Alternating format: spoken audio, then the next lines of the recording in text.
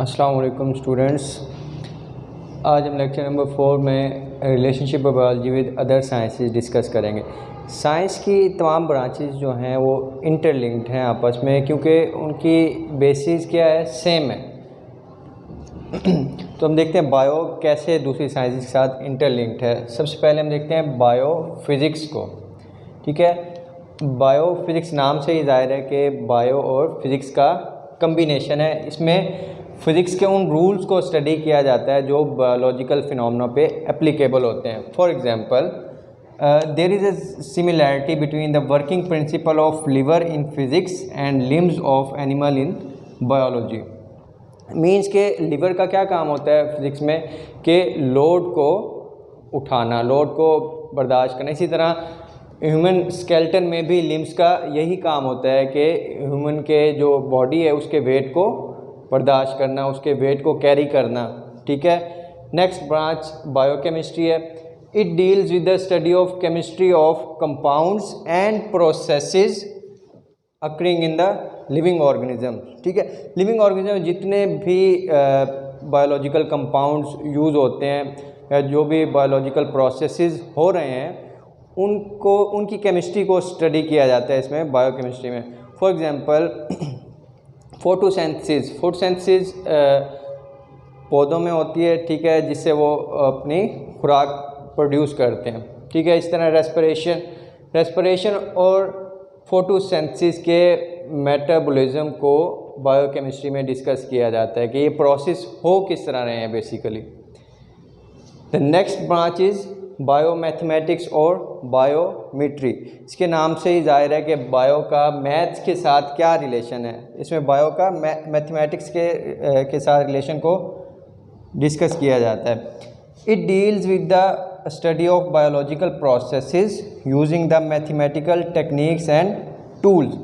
For example, अगर आप कोई एक्सपेरिमेंट कर रहे हैं, ठीक है, उसका आपने डाटा कलेक्ट कर लिया है, उस डाटा को एनालाइज करने के लिए आपको मैथमेटिक्स के रूल्स को अप्लाई करना पड़ेगा। फॉर एग्जांपल, उनको प्लस माइनस करने के लिए आपको मैथमेटिक्स की हेल्प लेनी पड़ेगी।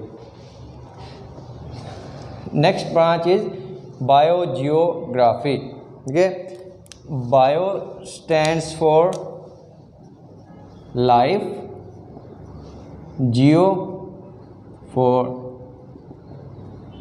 अर्थ,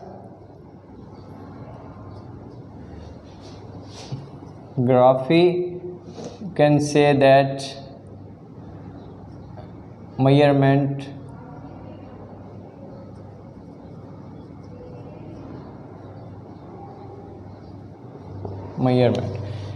it deals with the study of occurrence and distribution of different species of living organism in different geographical regions of the world.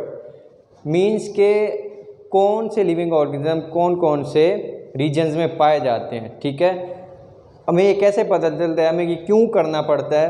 हमें ये इसलिए करना पड़ता है क्योंकि हर रीजन के जो एनिमल्स होते हैं, वहाँ के हर रीजन की जो करेक्टरिस्टिक्स होती हैं वो डिफरेंट होती है। फॉर एग्जांपल, वहाँ की क्लाइमेट डिफरेंट होती है, ठीक है, वहाँ का वेदर डिफरेंट होता है। ठीक है, तो वहाँ पे जो एनिमल मौजूद होंगे उनके करेक्टरिस्टिक्स भी दूसरे रीजन के एनिमल से डिफरेंट होंगे।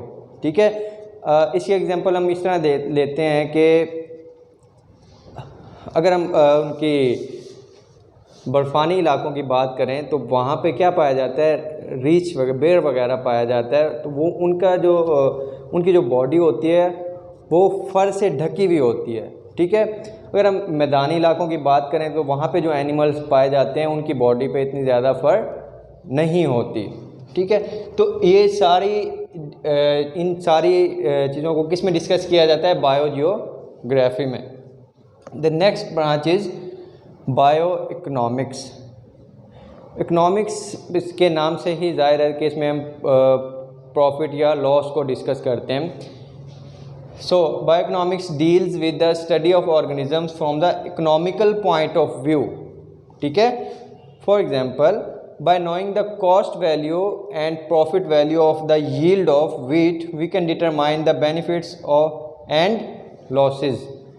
For example, farmers wheat की क्रॉप को ग्रो करते हैं, ठीक है।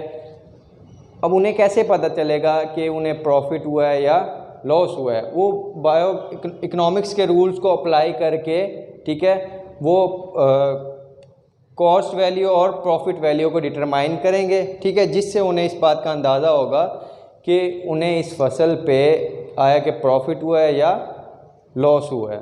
So that's it for today's lecture. Thank you. अल्लाह हाफिज़।